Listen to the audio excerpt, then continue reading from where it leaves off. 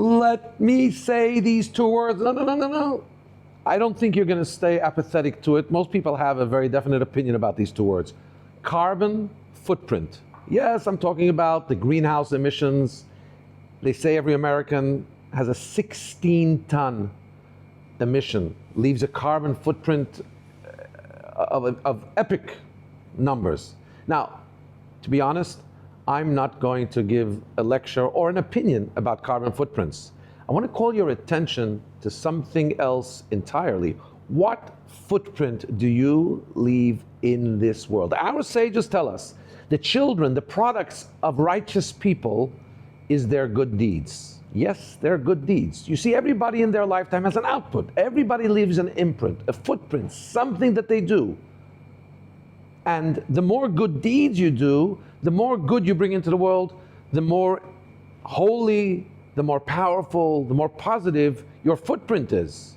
So yes, I know we have kids, please God, and we have other forms of impacting the world, but the things we do, they are the things that are considered to be the footprint we leave in the world. But you're going to be asking me, every human does good things and bad things. So while I want to be positive thinking and I'm doing good stuff and it's leaving a good impact on the world, but am I not also doing some things that are not good?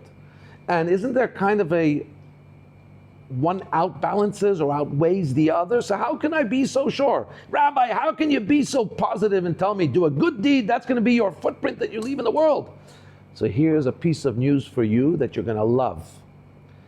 You know what it is? Our sages tell us that when you do something bad, it doesn't have longevity. It dissipates like smoke. Bad is not a real entity. God creates bad as a smoke screen in order to give us the opportunity to have a choice. So that when we choose good, it's our choice. It's not just by default or it's not by force. We had a choice to choose the wrong thing or the right thing. Doing the right thing is godly. God is eternal. Every good deed you do, every mitzvah you do, every kind act you do to somebody else, every prayer you make, every tefillin you put on, every Shabbat candles you light, every poor person you help is an act that stands in eternity. That is the footprint you leave behind. That is what becomes yours for posterity, forever, for eternity. The bad, it dissipates. First of all, you can do teshuvah, you can always wipe it out by coming back to God. And anyway, it never was real. It was as real as smoke that dissipates. So my dear friends, this is such an epic piece of information that you need to have in your life. Whenever you're feeling a little down, depressed, down in the dumps, saying, I did some bad stuff in my life. Yes, you did some bad stuff in life. Embrace it, own up to it. But that's not real. That's not what's going to last. Do some good stuff. I did some. Do some more good stuff. Because doing a mitzvah, doing a good deed, doing a kind act, saying a prayer, helping somebody, tefillin, Shabbat candles, and all the other mitzvahs, mezuzah, all the other important stuff we need to do, that lasts for eternity. And by the way, my friends, I never thought I'd say this, but I'm going to say it.